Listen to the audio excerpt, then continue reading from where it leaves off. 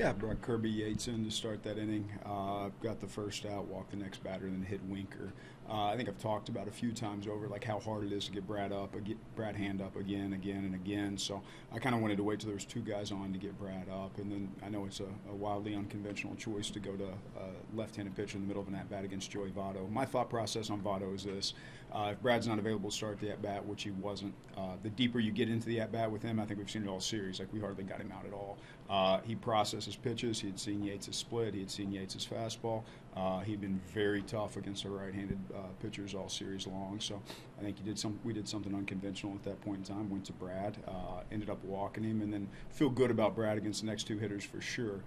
Punches out Duvall with his breaking ball, and then in Scooter Gennett, you got a guy that's up there that's hitting 200 against left-handed pitching with one home run, and Brad hung a breaking ball and he hit it out. So I think that at-bat changes the complexion of the game. But I think when you're looking at conventional decision-making and unconventional decision-making, there's no doubt, like we went outside the box right there. But I think if you're going to stay in the box, you kind of have to expect conventional results all the time, and I don't think we're necessarily built that way. So I think when there's time, like you find out how stuff like that plays.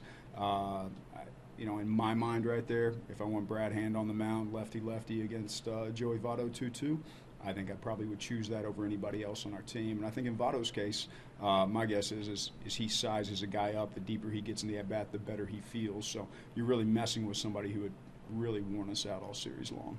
Your thoughts on Dinelson Lamet's outing today? 5 innings, good again. We've got to that 6 a few times this year. We're in the 6th inning, just kind of scattershots his command and loses a little bit.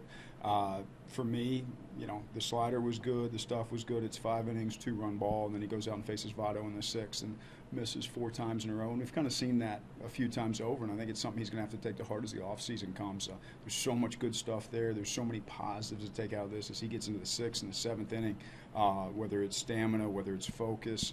I think as he goes through the offseason, it's like, hey, I'm going to pitch into the 7th, I'm going to pitch into the 8th, I'm going to keep dominating baseball games because the stuff's real. And overall, though, another good effort from him.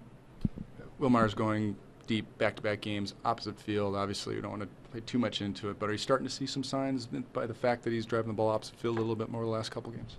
Yeah, I think what's exciting in those two swings are their pitches on the outer corner. Their pitches away. Today's pitch was a velo from Luis Castillo. He drove it out that way. I think the other at-bats where he got out, it was in off the plate. If he stays out over that plate and covers it like he has the last couple of days, he's going to be really successful. Those are good swings. When did you get Brad up? Was it after the two guys got on base, so he started Votto at that? Yeah, we got him up after he hit Winker at that point in time. So we sent Torrens out to have a little conversation at that point in time. We got Brad up at that point in time. He got hot in the middle of the at-bat. So is that because, like you said, you don't want to get Brad up multiple times in the game? I think it comes down to that. I mean, probably ideal world, he's starting the at-bat off. You're looking at a closer. You're looking at a guy that if you want to get him up in the 7th, you want to get him up in the 8th, and he ends up pitching the 9th, you end up absolutely wearing people out. So I think in that situation, that had something to do with the timing of it. And then 2-2, I think you look at yourself sometimes and you say, which guy do I want right here? Which guy do I want right now? Because at that point in time, you have the choice. And against a guy like Votto, I think every manager in the game is probably going to choose a lefty. Now, obviously, not every manager in the game is going to choose to make the decision right there, and I understand, like, when you make decisions like that, you expect conversations about it post-game.